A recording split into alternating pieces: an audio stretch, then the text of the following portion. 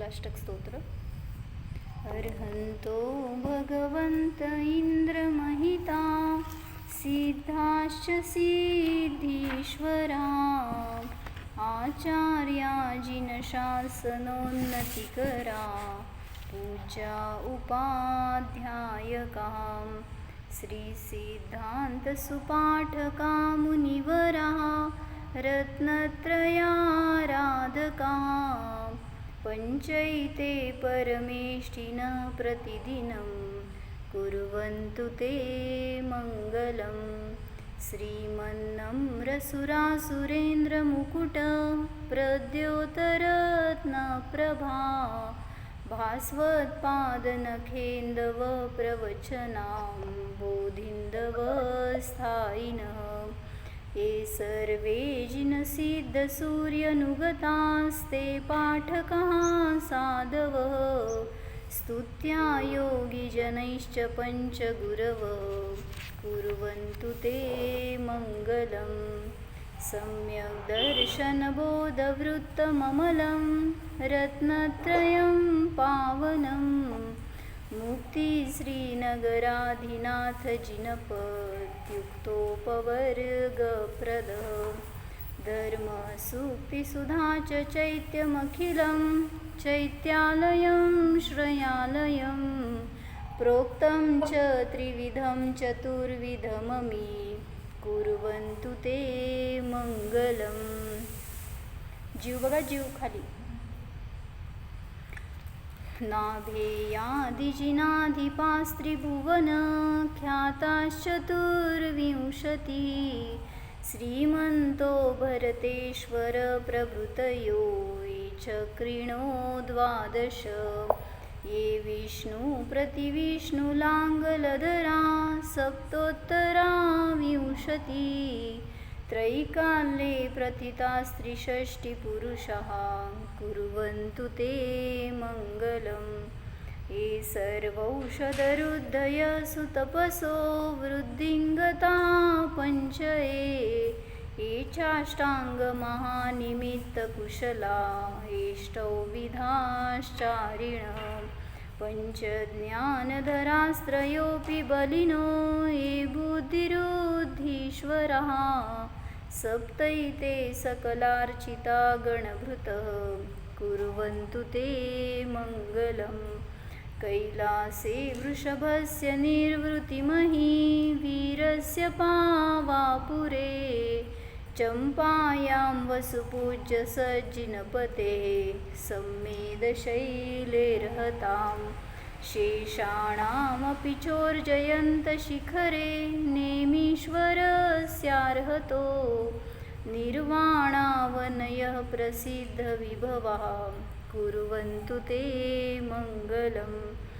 ज्योतिर्व्यन्तरभावनामरगृहे मेरौकुलाद्रौ तथा जम्बूशाल्मलिचैत्यशाखिषु तथा वक्षाररौप्याद्रिषु ईश्वाकारगिरौ च कुण्डलनगे द्वीपे च नन्दीश्वरे शैले ये मनुजोत्तरे जिनगृहा कुर्वन्तु ते मङ्गलं। योगर्भावतरोत्सवो भगवतां जन्माभिषेकोत्सवो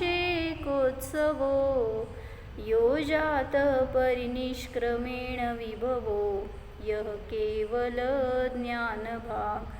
यः कैवल्यपुरप्रवेशमहिमा सम्भावितः स्वर्गिभिः कल्याणानि च तानि पञ्च सततं कुर्वन्तु ते मङ्गलं।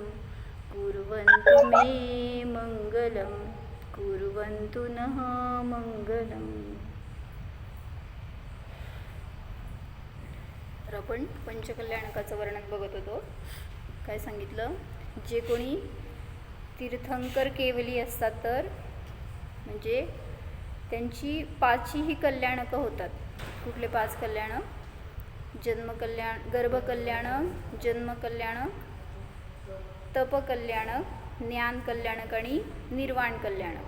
तर हे 5ही कल्याण कोणाचे होतात?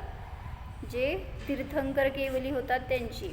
तर त्यात आपण बघत होतो की गर्भकल्याणकामध्ये जेव्हा ते तीर्थंकर गर्भामध्ये येणार तर त्याच्यापूर्वी 6 महिने आणि गर्भात आल्यानंतर 9 महिने असं देवलोकातून ते देवरत्नवृष्टी करतात, जेणेकरून की सगळीकडं सुभिक्ष राहावं, कोणीही दुःखी कष्टी नसावं, कुठं गरिबी असं दीनहीनता अशी नसावी कुठल्या समाजामध्ये, त्या नगरामध्ये.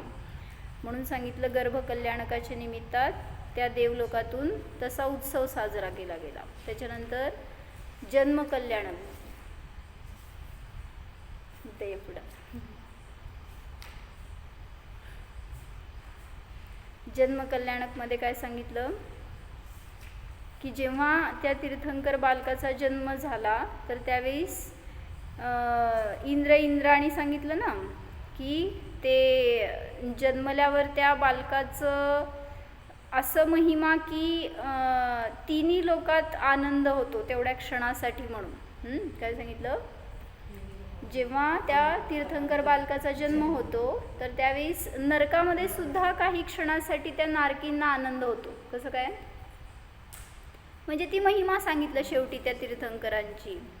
तर जन्मकल्याणकाच्या वेळी सुद्धा ते इंद्राणी येऊन उत्सव मनवतात. मग काय करतात ते सांगितलं ना की शची इंद्राणी ती जाती त्या तीर्थंकर मातेच्या कक्षामध्ये आणि ती त्या बालकाला पहिल्यांदा पाहती आणि ती त्याला घेऊन येते. आणि तिथं तिथं त्याचं काय म्हणायचं सबस्टिट्यूट तिथं ठेवती, ती त्याला दुसऱ्या एका बालकाला असंच ठेवती आणि तिथून घेऊन येते. आणि ते आल्यावर सांगितलं तिला इतकं ते बघितल्यावर इतकं सुंदर रूप असतं त्या बालकाचं, इतकं मनोहर निरागस, आणि ते बघितल्यावर तिचं स्वतःचं समाधान होत नाही आणि इतकी ती आनंदी झालेली असतील त्या बालकाला घेऊन बाहेर येते. त्यावेळेस तो इंद्र पण म्हटलं ना की त्या सगळ्यांचाच देवलोक जे आले त्याच्याबरोबर सगळा परिवार, ते इंद्र, त्या सगळ्यांचा आनंद असा असतो की हजारो नेत्र करून ते बघतात त्या बालकाला. आपण एकावर एक चष्मे घालून बघणार.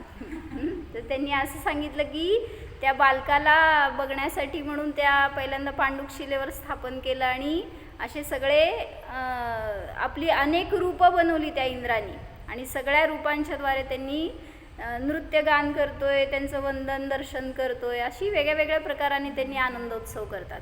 आणि मग तिथं त्या पांडुक शिलेवर काय करणार, त्या बालकाचा अभिषेक करणार. कशाने, दूध तूप काय दूध तूप नसतं ते काय असतं, क्षीरसागर, घृतसागर, परत काय काय आले, इक्षुरसासारखं. म्हणजे असे ते जे काय बाहेर समुद्र आहेत, 2.5 द्वीपाच्या बाहेर जे काय समुद्र आहेत, तर त्या समुद्रातलं पाणी आणून तो त्या भगवंतांवर घालतो. भगवान कसं म्हणायचं त्यांना, तीर्थंकर बालक.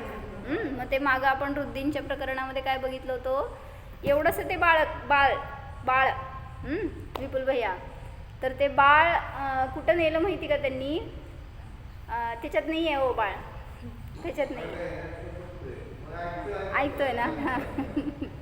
तर त्याला नेऊन ठेवलं त्या पांडुक शिलेवर आणि ठेवल्यावर सांगितलं ना अशी ती चेन होती त्यांची त्या देवांची, त्या पांडुक शिलेपासून ते त्या क्षीर समुद्रापर्यंत. आणि मग ते असे घागरींनी पाणी आणतात तिथनं आणि तेवढ्याशा बाळावर किती घागरी घालणार. तर ते पण बहुतेक काय 1008 का काय असं इतकं पाणी घालतात. आपल्या तो अंगावर जर एक 10, 12, 15 तांबे पाणी ओतलं तर बास म्हणतो, किंवा एक 10, 12 बादल्या म्हण. एवढं ओतल्यावर आपल्याला बास की किती. तर ते एवढंसं बाळ 1000 आणि इतके मोठे मोठे घागरी त्या, आणि ते असं बद घालतात. मग त्याला कसं काय होत नाही हो. काय सांगितलं होतं रुद्दींच्या प्रकरणमध्ये, त्या तीर्थंकर बालकाला इतकं सहन कसं काय होतं. तुम्ही लहान बाळाला आंघोळ घालणार तर अर्धी बादली लय झाली असलं तरी रुद्धी म्हणजे रुद्धींच्या प्रकरणमध्ये तसं आलं होतं, जे की मुनिराजांना बलरुद्धी असते ना, तर त्यांच्यामध्ये अशी शक्ती असते त्या मुनींमध्ये ज्यांना की रुद्धी प्राप्त असते. पण ह्या बालकाला म्हणजे तीर्थंकरांना त्यांच्यापेक्षा सुद्धा अधिक शक्ती असते हे सांगायचं आहे. म्हणजे इतकं लहान असताना सुद्धा ते तेवढं बेर करू शकतात. जरी ते घातलं तरी सुद्धा त्याला काय होत नाही. वज्र ऋषभनाराचं सहन नसतं जन्मतःच. बरोबर. म्हणजे काय, दगडावर पाणी ओतल्यावर त्या दगडाला काय होणार, दगड नाही येते पण दगडासारखं शरीर आहे. त्यामुळं त्यांना त्याचं काय फरक पडत नाही. तुम्हाला काय करायचं ते करा म्हणते बाळा. मग तिथं त्या सगळ्या समुद्रांचं पाणी आणून ते घालतात आणि मग तो उत्सव मनवतात. पुढं जन्मकल्याणक झालं. त्याच्यानंतर म्हटलं की त्यांचं बाल्यकाल, तीर्थंकर बालकाचा घरामध्ये जेव्हा तो आहे तोपर्यंत जन्मल्यापासून ते दीक्षा घेईपर्यंत काय सांगितलं, तो घरातलं काहीही खातपीत नाही.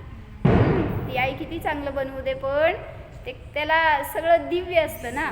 देवलोकातून सगळं येतं माहिती का भैया. तुम्ही काय खाऊ घातलं सांगा पोराला. औषध गोळ्या नाही ना. म्हणजे काहीच नाही खाऊ घातलं. बरं. तर जे काय सांगितलं ते देवलोकातून जे आहार सगळंच त्यांचं जे घरात आहे तोपर्यंत ना सगळं देवलोकच देतात. कपडे, दागिने, त्यांचं खेळायच्या वस्तू, सगळं इवन खेळायला तर ते देवच येतात. बरोबर. देवांगना, देवी वगैरे असं. आणि खाणं पिणं सुद्धा सगळं दिव्य असतं. मग ते जेव्हा दीक्षा घेतात तर त्यावेळेस तपकल्याणक आहे. मग दीक्षा घेतल्यानंतर तिथं मनुष्यांचा आहार सुरू झाला. मनुष्यकृत आहार. का बरं, इतकं घरामध्ये असताना दिव्य खायचं आणि आता आम्ही संयमी झालो, इतकं भावलिंगी संत झालेत आणि तिथं म्हणजे सगळं तुमचा निकृष्ट आहार खाऊ घालायलेत लोक. का असं? मग देवलोक कुठं देत होते? ह्यांच्या हातात द्यायचं आणि त्यांच्याकडनं द्यायचं तुमच्या हातात देऊन. का हो? नाही, असं पण काय नाही. फक्त नियम असा असतो की जिथं राहतात ना ते मुनिराज तिथलाच आहार ग्रहण करणार. देवलोकातला तो कल्पवृक्षाचा आहार असतो जे काय आणणार त्यांनी. त्यामुळे इथं तुम्ही शोधन करून जे काय बनवणार तेच शुद्ध सात्विक तेच ग्रहण करणार. बाकी त्यांना म्हणून तर म्हटलं ना, बाहेरून वगैरे आणलेलं पण एक जण त्यागी ग्रहण करत नाहीत. का बरं? किती त्याची शुद्धता असते माहीत नाही. पण आता हे दिव्य आहे म्हटल्यावर तर काय त्याचा शुद्धतेचा प्रश्न नाही. पण त्यागींना नियम असतो की असं ते देवलोकातला आहार ग्रहण करत नसतात. मग दीक्षा कल्याणकाच्या वेळीस म्हणजे जेव्हा वैराग्य झालं त्या तीर्थंकरांना, आता गृहस्थ दशेमध्ये असताना त्या राजकुमारांना म्हणा, तर वैराग्य झाल्यावर सांगितलं ना त्या महालाला त्या दरबाराला एक दक्षिण द्वार असतं आणि ते ज्यावेळेस वैराग्य झालं तेव्हाच उघडतं. आणि मग ते उघडून तिकडनं ते निघाले की समोर पालखी घेऊन देव तयार असतात. असं वैराग्याची इकडं त्यांना झाली तो क्षण की तिथं ते देवलोक येऊन त्या पालखीच्या सहित रेडी असतात, चला आता बसा म्हणून. तर त्यावेळेस त्यांना तो देवांना तो पण मान मिळाला नाही त्यांना उचलण्याचा तीर्थंकरांनी. अजून थोडी ना दीक्षा घेतली आहे, अजून तर रथात बसणारे असेच होते ना. पण रथात नाही बसणार, तर पालखीत बसणार. आणि मग तिथं जाऊन सांगितलं त्या वनामध्ये पंचमुष्टी लोच करणार, सगळ्या परिग्रहाचा त्याग करणार आणि त्या समयाला ते फक्त ओम नमः सिद्धेभ्या म्हणत त्यांची दीक्षा झाली. इतकी साधी विधी असते आणि आपल्याकडे किती आवडंबर असते. दीक्षा इतकी सोपी असते भैया, लग्नाला अवघड असते. लग्न करायचं म्हणजे मागं 10 वेळा त्याच्या सगळी कामं करत बसायचं आणि तेच दीक्षा घ्यायची म्हणजे फक्त असं वैराग्य व्हायला पाहिजे. झालं की त्याच क्षणी. आणि किती त्यासाठी कष्ट करायचे आदित्य, काय करावं लागत नाही. म्हणलं ना ओम नमः सिद्धेव्या म्हणलं की सिद्धावस्था प्रगट होती आपली लगेच. मग तिथं तपकल्याणक त्यावेळेस झालं. मग ते पहिल्यांदा मनुष्य उचलणार पालखी आणि त्याच्यानंतर मग देव उचलतात आणि मग तिथंपर्यंत नेणार ते कुठं, वनात. आणि मग तिथं गेल्यावर दीक्षा झाली की त्यांची तपस्या हे एक नियम परत काय सांगितलं की जे तीर्थंकर असतात विपुल भैया, जे तीर्थंकर असतात त्यांना दीक्षेनंतर केवल ज्ञान प्राप्त होईपर्यंत मौन असतं. म्हणजे जेव्हा ते घरात होते ना तेव्हा जे बोलले असतील ना आईवडिलांशी तेवढंच. त्याच्यानंतर दीक्षा झाल्यावर जेवढा काळ त्यांचा त्या दीक्षित अवस्थेमध्ये केवल ज्ञान प्राप्त होईपर्यंत तोपर्यंत ते मौन असतात. जसं महावीरांचा जीव 30व्या वर्षी दीक्षा घेतली, 42व्या वर्षी केवल ज्ञानाची प्राप्ती झाली, मग 30 ते 42 वर्षापर्यंत मौन होते. आणि 42व्या वर्षी जे बोलले ते ओम, म्हणजे दिव्यध्वनीच फिरली, तेच त्यांचं बोलणं. त्याच्यानंतर तर दुसरं काय बोलणार नाही. त्यांच्याजवळ गेले बाबा घरातले आणि बोला आमच्याशी. 12 वर्ष मौनच असतात ते. जेव्हा दीक्षा झाली त्याच्यानंतर मौन असतात. केवल ज्ञान झाल्यावर सगळा असा उपदेश की आता बास म्हणावं लागेल तुम्हाला. म्हणजे जेव्हा दीक्षानंतर विहार असतो, आहार असतो, पण उपदेश नसतो त्यावेळेस तिथं. आणि मग जेव्हा केवल तीर्थंकर केवली म्हणले मी, तीर्थंकरांची दीक्षा झाल्यानंतर केवल ज्ञान प्राप्त होईपर्यंत ते मौन असतात. असं इतर मुनिराजांचा नियम नाही आहे.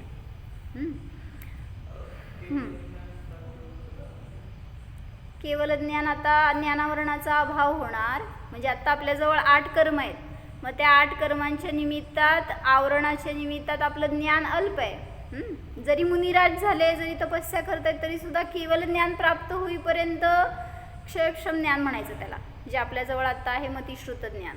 मग तिथंपर्यंत पण तेच ज्ञान आहे. जोपर्यंत केवल ज्ञान प्राप्त होत नाही तोपर्यंत अल्प ज्ञान आहे. कितीही त्यांच्या ज्ञानाचा उघाड असले तरी सुद्धा ते ज्ञान अल्पच म्हटलं जाणार. मग केवल ज्ञान जेव्हा प्राप्त झालं त्यावेळेस तिथं ते देवलोक येणार आणि केवल ज्ञान कल्याणक साजरं करणार. मग ते आले होते ना आपल्याकडं मणिकेतू वगैरे, केवल ज्ञान प्राप्त झालं होतं. कोणाला सांगा, केवल ज्ञान कोणाला प्राप्त झालं होतं? सगळ्यांनी नाटक बघितलं, सांगा बघू.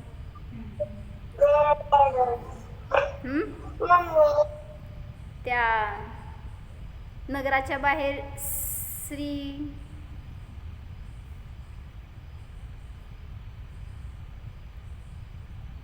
कुठले मुनी होते? त्या मुनींना केवल ज्ञान झालं होतं आणि श्रीभूती असं काहीतरी नाव होतं बहुतेक त्यांचं. नाही, चतुर्मुख मुनी होते असं काहीतरी नाव होतं. उपदेश नाही, त्यांना केवल ज्ञान प्राप्त झालं म्हणून मणिकेतू देव सगळ्यांबरोबर आला होता ना केवल ज्ञान कल्याणक साजरं करायला. मग त्याला तिथं समजलं अवधिज्ञानाने की हे क्षेत्र आपल्या मित्राचं आहे. मग त्याच्यानंतरची स्टोरी म्हणजे कशासाठी सांगायचं आहे की असं केवल ज्ञान कल्याणकामध्ये सुद्धा देवलोक येणार आणि त्यांचा एक आनंद उत्सव साजरा करणार, जय जयकार करणार, सगळीकडं त्या समोशरणाची रचना वगैरे. त्याच्यानंतर सगळं जे त्यांच्याकडून जी काय विभूती ओतता येईल सगळी ओतणार त्या तीर्थंकरांच्या चरणाशी. आणि एक धर्मप्रभावना त्याच्या निमित्तामध्ये त्यांच्याकडून भरपूर होणार.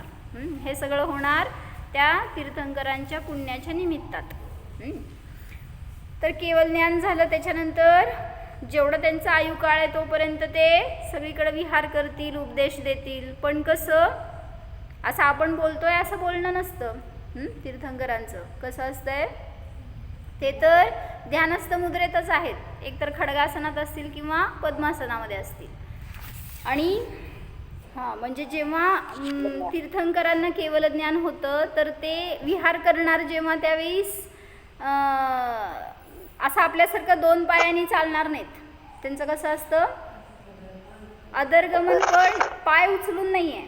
असंच बघितलं असेल ना सुपरमॅन, हिमॅन कसं चालतात ना, तशा टाईपमध्ये ते पाद निष्क्रमण असं या रूपाने चालत नाहीत, एक पाय उचलून वगैरे. आणि जमिनीपासून अधर चालतात, त्यामुळे त्यांच्या निमित्तामध्ये कुठली हिंसासुद्धा होत नाही. परत जरी ते म्हटलं उपदेश देतात तरी सुद्धा आपल्यासारखं असं क्वेश्चन आन्सर्स नसते. कसं असतंय, त्यांनी बोलणार, तुम्ही ऐकायचं सगळ्यांनी.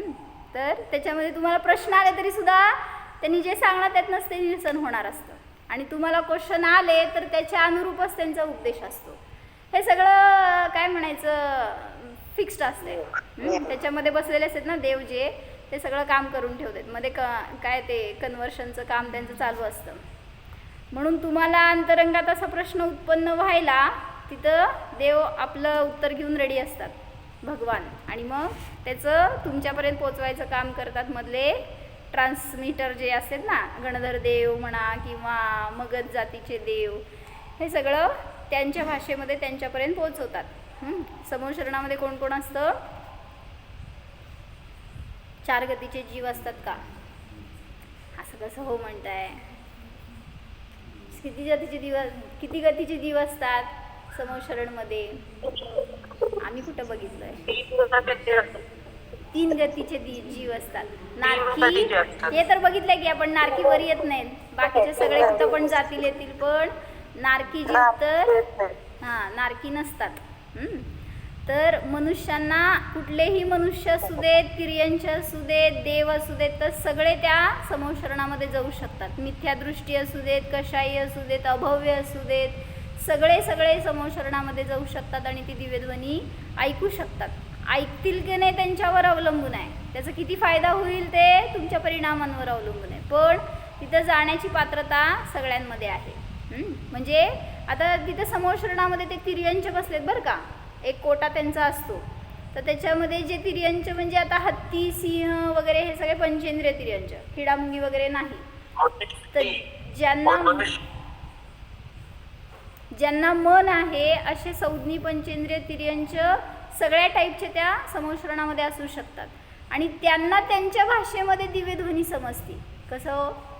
एकच ओम म्हणतायत भगवान, त्याच्यातून तुम्हाला तुमच्या भाषेत प्रश्नांची उत्तरं, वेगळे कोणाकोणाला जे काही प्रश्न असतील त्यांना त्यांची उत्तरं, त्या तिर्यंशांना सुद्धा तशी उत्तरं, म्हणजे तसा उपदेश मिळतो.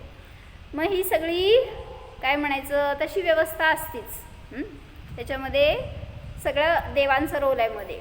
त्यामुळं देव तुमची मदत करायला म्हणा किंवा त्या भगवंतांवर आपलं आहे नाही ती सगळी शक्ती घालून, सगळं वैभव घालून त्या देवाची स्तुती करतात, उत्सव करतात. तर हे झालं केवल ज्ञान कल्याणिक. त्याच्यानंतर त्यांचं आयुष्य पूर्ण होत आलं की निर्वाण कल्याणिक, म्हणजे आता 14व्या गुणस्थानाचा शेवटचा समय. त्यावेळी सगळ्या कर्मांचा नाश झाला आणि भगवंतांना केवल ज्ञानाची प्राप्ती होते तीर्थंकरांना. त्याला म्हणलं निर्वाण कल्याणक. जेव्हा ते मोक्षाला गेले त्यावेळी सुद्धा ते देवलोक येतात आणि सगळा असा उत्सव मनवतात की ते कसं कळतं ते निर्वाणाला प्राप्त झाले म्हणून. तीर्थंकर मोक्षाला गेले हे कसं कळतं? आता वर्षोनवर्ष त्यांचा विहार असतो. बरं ठीक आहे, तीर्थंकरांच्या मागं पुढं सारखं देव वगैरे असणार, मनुष्य असणार. सामान्य केवली जे झाले ना, आता तुम्ही म्हणता किती तीर्थ त्या समेत शिखरजी पहाडावर एकेका टोकावर कोटी मुनी गेले दीक्षित मोक्षाला. मग आता त्यांच्या मागं थोडी ना सारखं कोण असणार आहे इतक्या कोटी मुनींच्या मागं? मग ते मोक्षाला गेले कसं कळणार? ते बसले असणार समजा तिथे टोकावर वर, मागे तुम्ही वर वगैरे, तुम्ही कुठं सारखं वर जाणार आहे? मग ते मोक्षाला गेलेलं तुम्हाला कसं कळणार? मग हे देव येतात ना, ओरडत सांगत येतात तुम्हाला की बाबा नो, म्हणजे ते भगवान की जे हे चाललेलं असतं ना, सगळी देवदुंदुबी वाजायला लागते, जय जयकार ध्वनी व्हायला लागतो. आणि सांगितलं ते जिथं ध्यानाला बसले होते तिथं त्यांचे नख आणि केस तेवढेच अवयव राहतात, बाकी सगळं कापरासारखं उडून जातं. आणि मग तेवढ्या त्या अवशेषांना घेऊन ते देव काय करणार? एक शरीर बनवणार मायावी त्यांच्यासारखं, आणि मग त्याचं अंत्यविधी करणार. त्या टाईपमध्ये ते करून तिथं त्यांना निर्वाण झालं हे सिद्ध होतं. म्हणजे जेव्हा सामान्य केवलींना सुद्धा निर्वाण झालं किंवा तीर्थंकर केवलींना निर्वाण झालं तरी सुद्धा देवलोक त्यांच्याद्वारे काय म्हणायचं ते उत्सव मनवतात किंवा जय जयकार करणार, त्यांचं देवदुंदुबी वाजवणार, सगळीकडं सुगंधी हवा पसरवणार, सगळ्या प्रकारांनी ते एक वातावरण बनवतात. आणि त्याच्या निमित्तात सगळ्यांना समजतं की जे कोणी हे मुनी होते त्यांना निर्वाणाची प्राप्ती झाली आहे. जसं आम्हा सांगतात काय, ते एक मुनी होते आणि आहाराला जायचे, आले की झोपायचे कुठं, जंगलमध्ये, गुफामध्ये किंवा काय ते झाडाखाली वगैरे असं. परत दुसऱ्या दिवशी आहारालाच उठायचे. परत जाऊन आले की झोपायचे. मग दिवस रात्र असे झोपलेले असायचे. मग लोकांनी त्यांचं नाव ठेवलं झोपाळू मुनी. होय. तर त्यावेळीस मग सगळे तसंच बघायचे, त्यांच्याकडं काय उपदेश नाही काय नाही, ते आपलं जाऊन सारखं झोपायचे. आणि मग एक दिवस काय झालं, देवदुंदुभी वाजायला लागले. आणि ते जिथं झोपायचे ना तिथं बरोबर देव येऊन तिथं ते राहिले नाहीत, त्यांना निर्वाण झालं, केवळ ज्ञान झालं, निर्वाण झालं म्हणल्यावर तेव्हा सगळ्यांना कळलं की ते झोपत नव्हते. तुम्हाला फक्त तशी शरीराची दशा दिसली की तुम्ही झोपले म्हणता. आसन कुठलंही असू दे, त्यांनी जर ज्ञानाने स्वतःमध्ये असतील तर सुरक्षित आहेत आणि त्याच्या निमित्तातच त्यांची साधना असते. म्हणून सांगितलं असं निर्वाण कल्याणिक सुद्धा देवांच्या द्वारे मनवलं जातं. हे पाची कल्याणक जिथं ज्यांचे होतात असे ते तीर्थंकर भगवान, त्यांचं ते माझ्यासाठी मंगलमय आहेत, मंगलरूप असोत, मंगल करोत. तर आता तुम्ही मला सांगायचं आहे, एकदा घेतलं होतं आम्ही हे प्रकरण, पण तुम्ही सगळे नवीन म्हणून तुमच्यासाठी अजून एकदा. तीर्थंकर केवली आणि सामान्य केवली यांच्यात काय फरक असतो? फरक असतो हे तर माहिती आहे? काय काय असतो सांगा. तीर्थंकर केवलीला समोशरण असते. काय? तीर्थंकर केवलीला समोशरण असते. तीर्थंकर केवलीना समोशरण. बर, समोशरण. आणि त्यांचं काय असतंय? गंधकुटी असते. समोशरण आणि गंधकुटीमध्ये काय डिफरन्स असतो ते सांगा. समोशरण म्हणजे काय आणि गंधकुटी म्हणजे काय?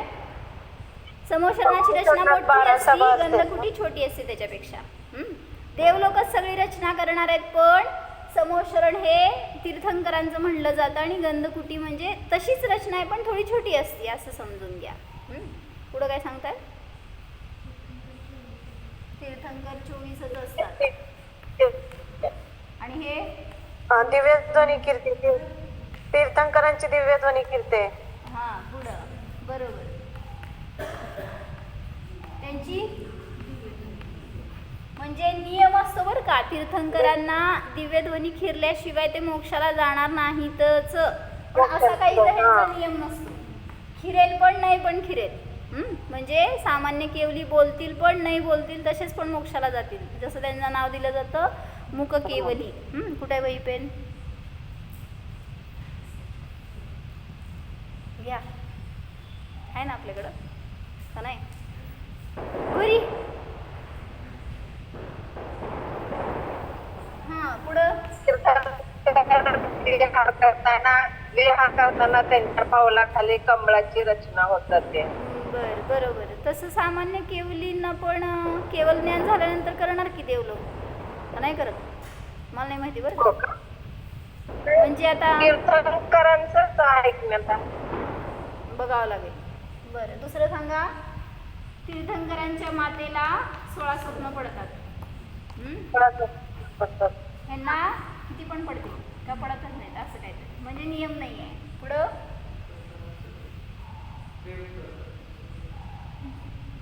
बरं, ठीक आहे. म्हणजे जोपर्यंत ते घरामध्ये असणार तोपर्यंत त्यांचं सगळं देवकृत असतं.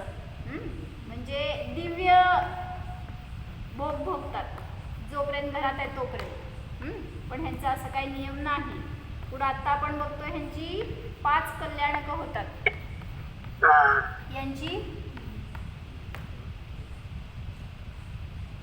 सामान्य केवलींची किती होणार हो?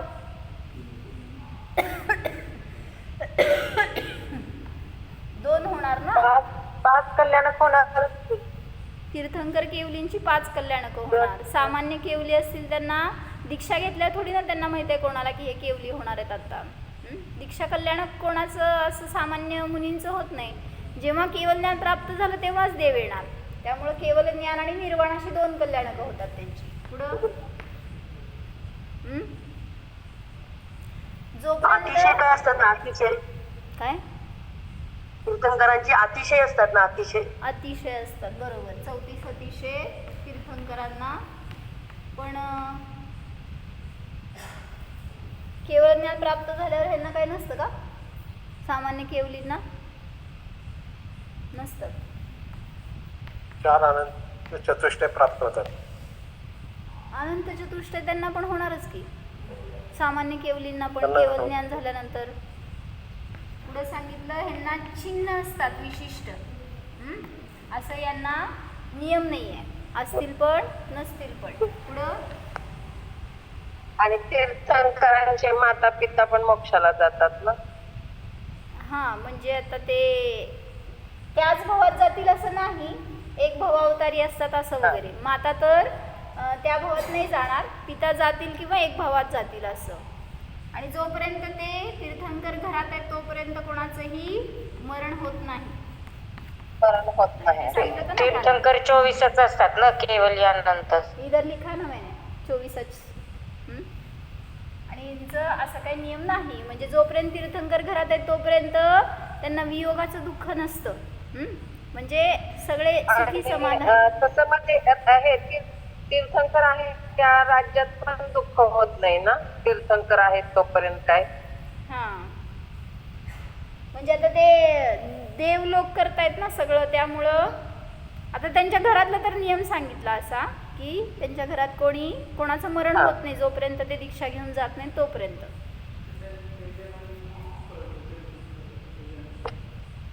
हा, ते झालं की इथं कल्याण 18 दोषांनी 5. 18 दोषांनी दोघं पण रहित असतात. तीर्थंकर केवल ज्ञान झाल्यावर सगळेजण 18 दोषांनी रहितच असतात, सामान्य असू दे किंवा तीर्थंकर असू देत. हां, पुढं संपले का? म्हणजे समोशरणातच अष्टप्रतिहार येते सगळं आलं का? हा, इथं आलं की अतिशयमध्ये पण आलं अष्टप्रातिहार्य वगैरे. विभूती. इथे सांगितलं की तीर्थंकरांना गणधर असतात, पण सामान्य केवलींना तसा काही नियम नाही. पुढं 11 असते. पुढं काय सांगताय का? तीर्थंकरांना सगळे शुभ प्रकृतींचा उदय असतो. प्रशस्त विहायोगती, सुस्वर, सुभग वगैरे अशा सगळ्या पुण्य प्रकृतींचा उदय असतो. असं काही इथं त्यांना नियम नाही अन्य केवलींना. परत सांगितलं की जे तीर्थंकर केवली असतात त्यांना समचतुरस्र संस्थानच असतं. म्हणजे काय असतो? शरीराचा आकार एकदम सुडोल किंवा एकदम सुंदर असतो. पण यांना साई संस्थानातलं कुठलंही संस्थान असेल तरी त्यांना मोक्ष होऊ शकतो. काय सांगितलं? कुठल्याही संस्थानात मोक्ष. सामान्य केवलींना कोणतंही संस्थान असेल. अजून शरीराचा आकार, मग परवा आपण घेतलं होतं ना, कोणी बेडप शरीरात असेल म्हणून काय त्यांना मोक्ष होणार नाही असं नाही, पण यांना असणार ना तीर्थंकरांना तर शुभच असणार. त्यामुळं ते सुंदरच शरीर असतं, एकदम डायमेन्शन्स प्रॉपर डायमेन्शनमध्येच. कान, नाक, डोळे, बोट्टे, कालीवर काय असलं काय नाही रचना, किंवा आखुड आहेत किंवा मुंच आहेत, जाड आहेत, असं काय नाही. पण ह्यांचं असं कसं पण असू शकेल. शलाका ग्रंथामध्ये हा ताई बोला की. 63 शलाका ग्रंथामध्ये 63 शलाका ग्रंथामध्ये सामान्य उपस्थितीमध्येच वाणी कीर्ते असा उल्लेख आहे. म्हणजे ज्यांची वाणी कीर्ते ते गंधर्व उपस्थितीमध्ये कीर्ते असं 63 शलाका पुरुष ग्रंथामध्ये आहे. मग 63 शलाका पुरुषांमध्ये तीर्थंकर येणार, केवली नाही आहेत. इथं लिहिलं की आपण नाही 63 शलाका ग्रंथामध्ये सामान्य केवलींना सुद्धा गणधर असतात. म्हणजे असं तर वाचण्यात नाही आहे, पण असलं तर बघावं लागेल. म्हणजे गणधरांची आवश्यकता तीर्थंकरांनाच पडते. म्हणजे हा, बाकी इतर जे आहे कोट वगैरे हे ते राहत नाही. आणि वाणी सामान्य केवलीच्या वेळेस पण त्यांच्या उपस्थितीमध्येच वाणी केली. आणि हाही नियम आहे की जे गणधर असतात ते त्याच भावामध्ये मोक्षाला जातात. बरोबर आहे. गणधर तर जातील, कारण केवली विपुलमती मनपरे ज्ञान. हा, विपुलमती मनपरे ज्ञान आणि दुसरं रुजुमती जे आहे विपुलमती त्या नियमाने त्याच भावात मोक्षाला जातात आणि म्हणजे गंधर्वांना ते विपुलमती मनापर्यंत ज्ञान असते. बरोबर. म्हणजे हाही नियम आहे. बर, अजून एक काय सांगितलं की तीर्थंकरांना जन्मतः अवधी ज्ञान असतं. जे पण तीर्थंकर असणार ते त्या भवात जन्मले तेव्हा जन्मतः त्यांना अवधी ज्ञान असते. पण असं काही सामान्य केवली म्हणजे मुनिराज होणार आहे तर त्यांना असं काही जन्मतः नियम नाही. परत त्यांना दीक्षा घेतल्या घेतल्या मनपर्यंत ज्ञानाची प्राप्ती होते. पण म्हणजे 4 ज्ञानाचे धारी होतात लगेच. पण इथं पण असं काही नियम नाही. बस म्हणा. ते लिहिलंय का मौन्य, ते तीर्थंकर मौन्य धारण करतात. बरं, दीक्षा झाल्यावर त्यांचं केवळ ज्ञान होईपर्यंत मौन असतं. इथं असं काही नियम नाही सामान्य केवलींना. तुम्ही काही लिहितच नाही त्यामुळं काय मला असं इंटरेस्ट येईना. जाऊ दे. चला अजून काय असेल तर शास्त्रामध्ये बघून घ्या. तर असं ह्या तीर्थंकरांची महिमा आहे जे की जन्मतःच म्हणजे पूर्वभवामध्ये तीर्थंकर प्रकृतीचा बंद झाला आहे. तर अशा केवलींना अशा त्या जीवालाच 5 कल्याणक होतात बरं का. मागच्या भवामध्ये तीर्थंकर प्रकृतीचा बंद झाला आहे आणि ते या भवात जन्मले तीर्थंकर होणार आहेत तर त्यांनाच 5 कल्याणक होतात. पण जे विधेय क्षेत्रामध्ये आहेत समजा जन्मलेत आता त्यांनी संयम धारण केला तिथे त्यांना तीर्थंकर प्रकृतीचा बंद झाला तर त्याच्यानंतर कदाचित 2 कल्याणक होतील 3 कल्याणक होतील कारण गर्भजन्म झाला आहे. त्याच्यानंतर आता दीक्षा केवल ज्ञान आणि निर्वाण अशी 3 कल्याणकं होऊ शकतात फक्त हे विधेय क्षेत्रातल्या तीर्थंकरांसाठी. पण इथं जेव्हा भरतक्षेत्र ऐरावत क्षेत्रामध्ये आहेत तर जे पूर्वभवातूनच प्रकृतीचा तो घेऊन आलेत ती प्रकृती तर त्यांना 5 कल्याणकं होतात. हे समजून काय फायदा आपल्याला. सगळं चाललंय त्यांचं आपलं काय त्याचा आपल्याला काय फायदा.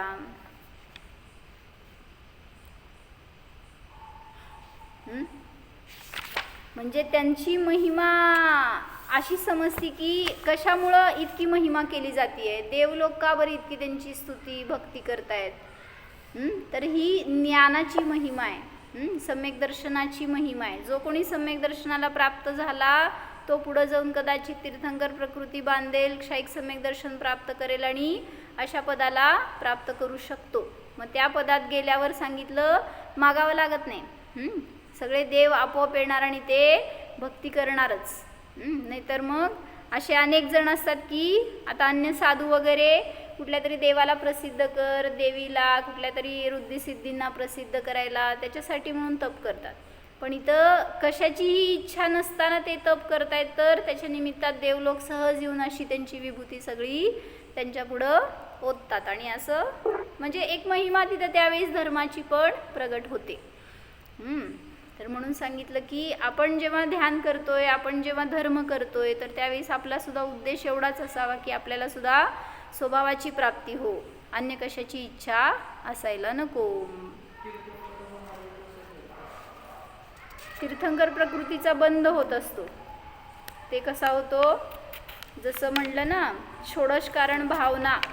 जर तुम्ही आत्ता 5 उपास केले तसं त्यांनी 16 उपास केले होते. त्या दिवशी जिदूबाईंनी तुम्हाला प्रवचन सांगितलं भरपूर. काय सांगितलं षोडश कारण भावना म्हणजे तीर्थंकर बनण्याची भावना आहे त्याच्यामध्ये. म्हणजे रोज 16 दिवस तुम्ही मी तीर्थंकर जे बनणार ते काय म्हणायचं तीर्थंकर बनण्यासाठी असणारे हे 16 परिणाम आहेत म्हणा. समजा दर्शन विशुद्धी विनय संपन्नता वगैरे हे जे सगळे 16 भावना होते ना केले पूजा त्या दिवशी का नाही ऐकले असतील नावं तरी. तर ह्या 16 भावनांचं रोज चिंतन करा तर त्या व्रताच्या निमित्तामध्ये तीर्थंकर प्रकृतीचा बंध होतो एखाद्या जीवाला. किंवा सांगितलं 1234 व्रत आहे चारित्र शुद्धीचं त्याच्या निमित्तात सुद्धा एखाद्या जीवाला तीर्थंकर प्रकृतीचा बंध होऊ शकतो. त्याच्यासाठी करावं लागणार नाही आहे. तुमची जितकी भावना विशुद्ध असणार आहे त्याच्या निमित्तामध्ये त्याचा बंध होतो आणि मग तो जीव त्या पर्यायात जन्मल्यावर तिथं त्याला त्या प्रकृतीचा उदय कधी येतो गर्भात नाही येत जन्मल्यावर नाही येत दीक्षा घेतल्यावर पण येत नाही.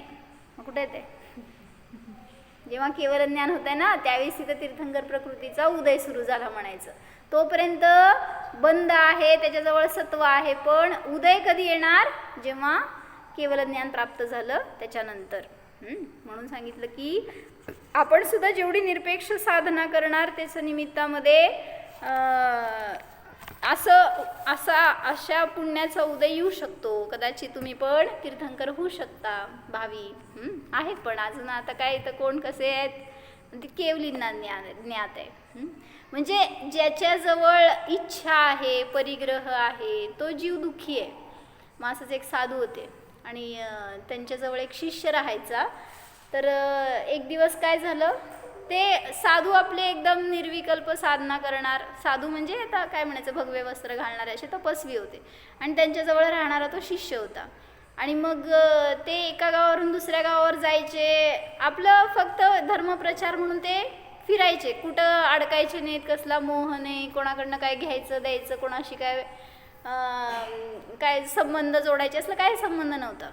तर एक दिवस काय झालं, त्यांची कुटिया असायची एके ठिकाणी, असं ह्याच्या बाहेर वनात वगैरे ते कुटिया करायचे आणि तिथं राहायचे, आणि परत झालं की तिथनं सोडून दुसरीकडे जायचे. मग तो चेला त्यांच्याबरोबर असायचा.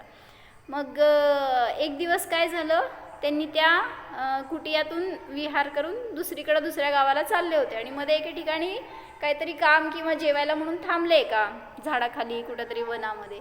आणि त्यावेळेस तिथं त्या काय म्हणायचं, तिथं काहीतरी दिसलं त्यांना, हंडा वगैरे होता असं जमिनीत पुरलेला, आणि ते चमकलं म्हणल्यावर त्या शिष्याने काढलं तर त्यामध्ये मोहरा निघाल्या.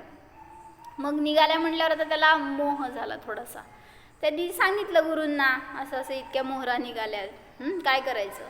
गुरु म्हणले आपल्याला काय उपयोग आहे त्याचं, सगळं त्याचं मोह सोडून तर दीक्षा घेऊन पण इथं साधना करतोय, तर तिथलं सोडून यायचं आणि इथं कशाला घ्यायचं आहे. म्हणले सोड, म्हणले जसं आहे तसं तिथं आहे, जिथं तिथं पडू देत, ज्याचं आहे त्यांनी घेऊन जाईल, ज्याला मिळणार आहे त्याला मिळतील. पण शिष्याला थोडासा मोह राहिला. त्यांनी काय केलं, नकळत, त्या गुरूंच्या नकळत असेच 2 मोहरा, काय म्हणायचं त्या मुद्रा, सुवर्ण मुद्रा होत्या मोहराने, तर त्यांनी आपल्या कापडामध्ये कुठंतरी गुंडाळून लपून घेतल्या बरोबर, आणि निघाले. 2च घेतल्या बरं का, लय नाही, 2च घेतल्या. आणि मग ते निघाले परत प्रवास करत. तर एके ठिकाणी गुरूंना माहीत नाही ह्याच्यातलं काय, आणि पण ह्याच्या आता मनामध्ये आपण गुरूंच्या नकळत घेतले, त्यांना कळलं तर असं थोडंसं भय. मग एके ठिकाणी नदी आली आडवी, आणि मग नदी आल्यावर त्यांना नदी क्रॉस करायची होती, पण ते जायला येण्यासारखं नव्हतं म्हणल्यावरती होडी होती तिथे एक. मग त्यांनी विचारलं साधूंनी, आम्हाला तिकडं सोडणार का. मग तो नावाडी म्हणला मला प्रत्येकी एक मोहरा द्यावं लागेल, तर मी सोडणार, नाही तर नाही सोडणार. तो साधू म्हणाला मग आमच्याकडं कुठले आलेत, म्हणले धन असलं काय पैसा वगैरे आम्ही ठेवत नाही. मग तो म्हणला मी पण तुम्हाला काय मदत करू शकत नाही, म्हणला बसा इथंच. मग आपलं ते बसले तिथंच 2 जण. पण आता त्याच्याकडं होत्या बरं का, पण ते कशाला सांगतंय का बरं, सांगितलं तरी शिव्या खाणार नाही, सांगितलं तरी तिथंच बसावं लागणार होतं. मग ते आता वाट बघायला काय करायचं म्हणून. मग कोणीतरी येतील आणि साधू म्हणल्यावर मदत करतील, असं त्या साधूंची अपेक्षा की होईल कशी पण मदत, किंवा नाही गेलं तर नाही गेलं इथंच बसू आपण असं, किंवा मागं जाऊ, असं काय त्यांचे विचार असतील साधूंचे. पण काय झालं तरी सकाळचं संध्याकाळ झालं, पण एक पण माणूस तिथं आला नाही आणि त्यांची मदत नाही झाली. ते तिथंच बसून होते 2 पण, खायला प्यायला पण काय नाही, कोण विचारलं पण नाही. म्हणल्यावर आता काय झालं, शिष्य एवढ्या वेळ गप्प धरून बसला होता ना, आणि आता त्याला विचार यायला लागला बरं का, की आपण सांगावं, आपण द्यावं, काय तर करावं, जाऊ देत काय बोलले तर बोलले गुरु. मग ते थोडा वेळ झालं, त्याचे पेशन्स संपायला लागले, आणि त्यांनी आपलं म्हणला चला आपण जाऊ म्हणला. मग त्यावेळेस जेव्हा ते हंडा दिसला होता ना, त्यावेळेस सुद्धा गुरूंनी सांगितलं होतं की जर ते आपण जवळ घेणार आपल्या, तर तो परिग्रह आहे, तो परिग्रह दुःखच देणार आहे, जोपर्यंत सोडणार नाही तोपर्यंत सुख नाही आहे. असं तिथं सांगितलं होतं त्यांनी. पण ह्याचा मोह होता, त्यांनी घेतलंच जवळ. आणि मग त्या नदीवर आता सकाळचं संध्याकाळ झाली तरी पण कोण काय आलं नाही आणि दिलं नाही म्हणल्यावर हा म्हणाला चला आपण जाऊ म्हणून. आणि 2 जण त्या नावात येऊन बसणार. त्यावेळी साधूंनी विचारलं पैसा कुठनं देणार आपण. मग त्यावेळेस ह्यांनी काय सांगितलं, माझ्याकडं 2 मोहरा आहेत. मग साधूंनी विचारलं कुठल्या. मग सांगितलं की त्यांनी मी तिथनं घेतल्या. मग म्हणले बघ जोपर्यंत तू त्या नाही, मग आता तो म्हणाला चेला बघा म्हणला मी घेतलो म्हणून मदत झाली, हां म्हणून आपण पार करू शकतो म्हणला आत्ता. मग त्यावेळी साधूंनी काय सांगितलं सांगा, बरोबर होतं का चुकीचं होतं सांगा त्या चेल्याचं? जर पैसे नसते तर कसं जाणार, ते सोडणार पण नाही, मग तिथेच बसावं लागलं असतं आयुष्यभर कसं. मग त्यावेळेस त्या साधूंनी सांगितलं बघ जोपर्यंत तुझ्या जवळ ठेवलास तोपर्यंत ते दुःखच दिलं, तू सोडल्याशिवाय सुख नाही मिळणार. तू सोडलास ना आता म्हणून त्याचं कार्य सफल होणार आहे. म्हणजे म्हणून म्हणायचं काय की कुठलाही परिग्रह असू दे तो नियमाने आपल्याला दुःख देणारा आहे. कुठं ना कुठं जाऊन ते पुन्हा आपल्याला फळ असंच देणार की आकुलता होणार, परत पुन्हा अपेक्षा वाढणार, किंवा त्याचं परत संगोपन करा, सांभाळ करा, त्याचं तुटलं फुटलं जोडा काढा, सगळं हे मागं राहणार. म्हणून म्हटलं परिग्रह दुःखाचं कारण आहे. मग अशा सगळ्या परिग्रहाचा त्याग करून हे मुनी केवल ज्ञानाला प्राप्त होतात आणि अनंत सुख भोगतात. हो जाणा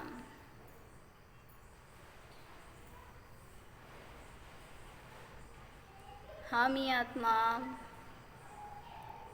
केवल ज्ञान स्वरूप आहे. निर्दोष परमात्मा आहे. स्वभावानेच वीतराग आहे, वीतद्वेष स्वरूप आहे. सर्वज्ञ आहे, सर्वदर्शी आहे.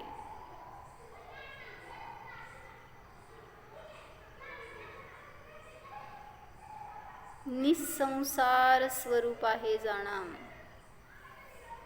माझ्यामध्ये कोणताही परिग्रह नाहीच, परिग्रहाची इच्छा नाहीच, मोह नाहीच. जाणा स्वरूप जाणा. निर्मोह स्वरूपोऽहम्, निस्संसार स्वरूपोऽहम्. ओम